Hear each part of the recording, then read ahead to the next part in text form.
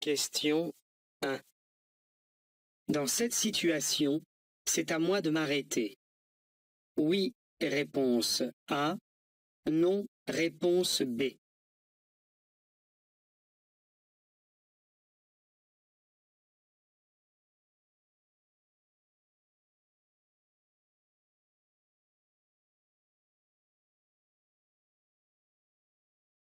Je me trouve face à un pont dont le passage est très étroit.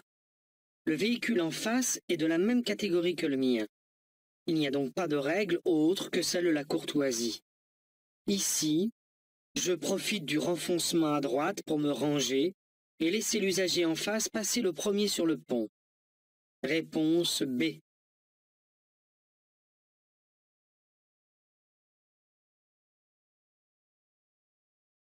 Question 2. Je tourne à gauche à l'intersection annoncée. Je céderai le passage à droite. Oui, réponse A. Non, réponse B. Je céderai le passage en face. Oui, réponse C. Non, réponse D.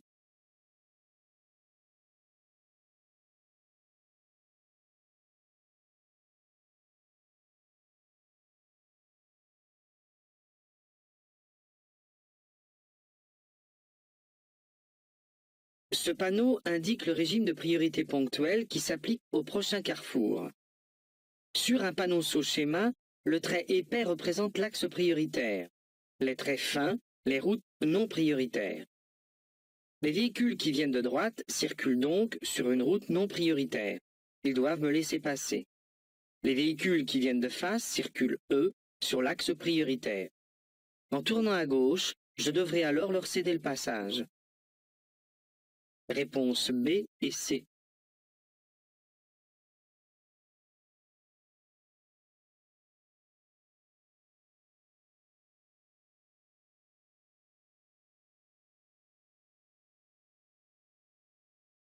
Question 3.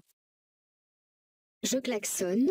Oui, réponse A. Non, réponse B. Je m'arrête.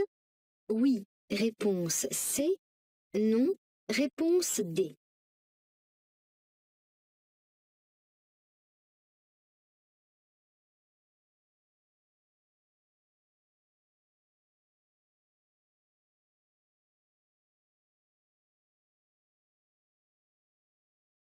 La situation paraît confuse, mais analysons-la avec calme. Que fait cet usager? Il recule, comme me l'indique la présence des feux de recul allumés à l'arrière de son véhicule. Sa manœuvre paraît délicate, puisqu'il est en partie sur la chaussée et en travers de celle-ci. Je n'ai pas à ajouter d'imprévu à la situation. Je m'arrête afin qu'il termine sa manœuvre et je ne klaxonne pas. Réponse B et C.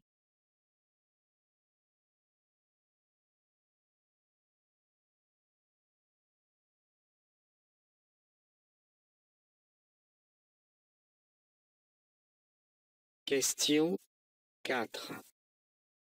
Le long du trottoir, je peux m'arrêter. Oui, réponse A. Non, réponse B. Stationner. Oui, réponse C. Non, réponse D.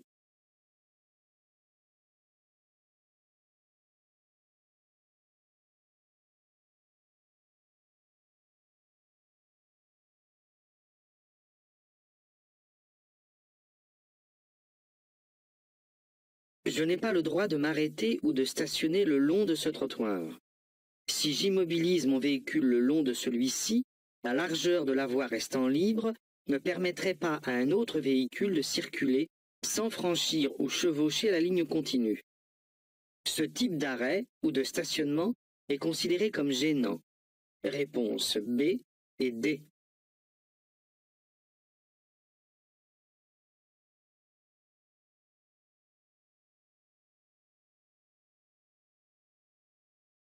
Question 5. Après le panneau, la vitesse maximale autorisée est de 90 km/h, réponse A, 100 km/h, réponse B, 110 km/h, réponse C.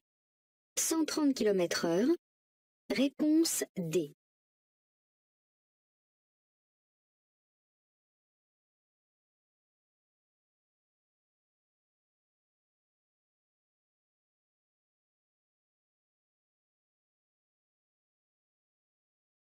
Je circulais sur une route pour automobiles, dont les chaussées sont séparées par un terre-plein central et qui comporte chacune 2 voies de circulation. Sans signalisation particulière, la vitesse est limitée à 110 km/h sur sol sec et à 100 km/h par temps de pluie. Même si je quitte une route pour automobile, les limitations de vitesse précédemment imposées continuent de s'appliquer et ne seront modifiées que par une signalisation appropriée implantée le moment venu. Réponse C.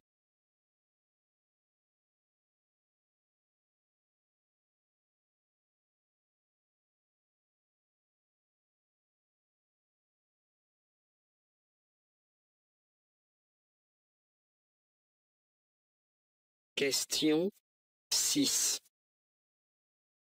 Le dépassement de ces camions peut entraîner des écarts de trajectoire. Oui, réponse A. Non, réponse B.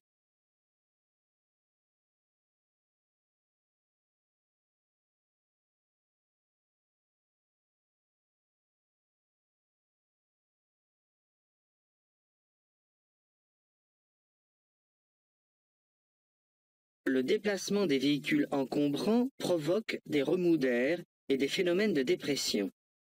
Le dépassement de ces camions peut créer des difficultés à maintenir mon véhicule. Je dois donc redoubler de vigilance pendant toute la manœuvre. J'évite de me rapprocher des camions et je tiens plus fermement mon volant. Réponse A.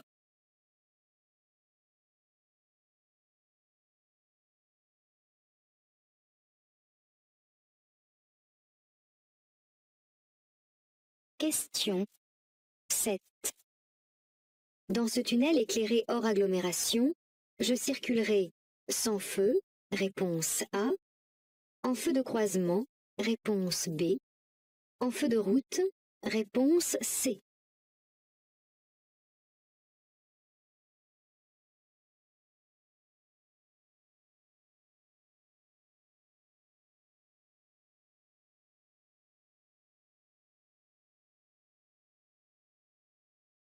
J'entre dans un tunnel, je dois donc allumer mes feux afin de mieux voir et d'être vu. Hors agglomération, je suis tenu de faire usage des feux de croisement. Les feux de route, quant à eux, sont réservés à la circulation de nuit sur les chaussées dépourvues d'éclairage. Je n'utiliserai pas non plus les feux de position seuls qui sont interdits hors agglomération. Réponse B.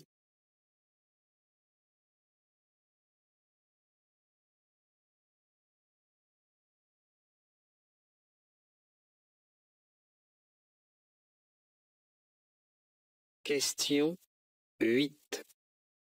Je viens d'obtenir le permis B, voiture. Je peux conduire un véhicule de tourisme, réponse A, une camionnette, réponse B, une motocyclette de 125 cm3, réponse C.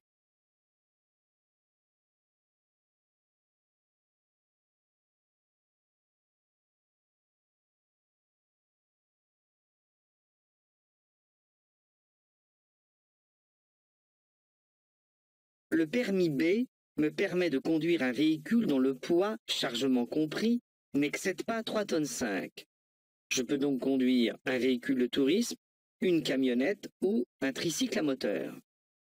Dans 2 ans, lorsque j'aurai acquis de l'expérience, je serai autorisé à conduire une motocyclette dont la cylindrée n'excède pas 125 cm3 et la puissance 15 chevaux. Réponse A et B.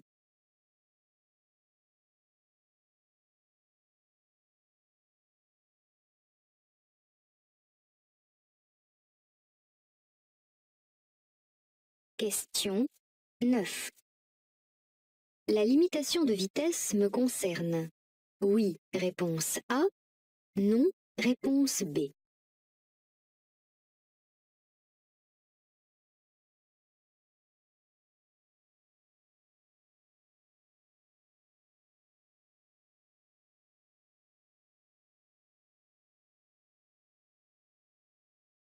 La signalisation mise en place indique d'une part que cette chaussée est interdite aux véhicules affectés au transport de marchandises tels que camions, camionnettes, et que d'autre part, sur cette route et à partir des panneaux, la vitesse maximale autorisée est de 40 km/h.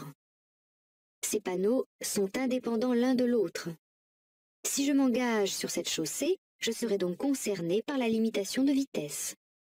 Réponse A.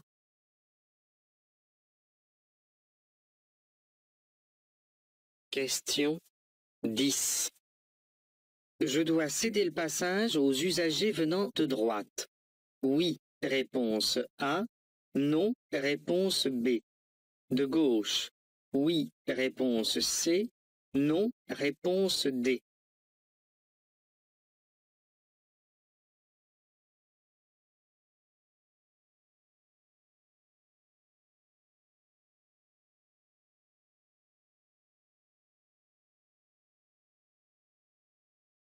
Aucune signalisation relative à un régime de priorité n'est mise en place dans cette intersection.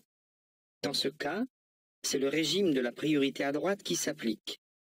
Je céderai le passage aux véhicules arrivant de droite et je passerai avant ceux venant de gauche, comme le véhicule gris par exemple.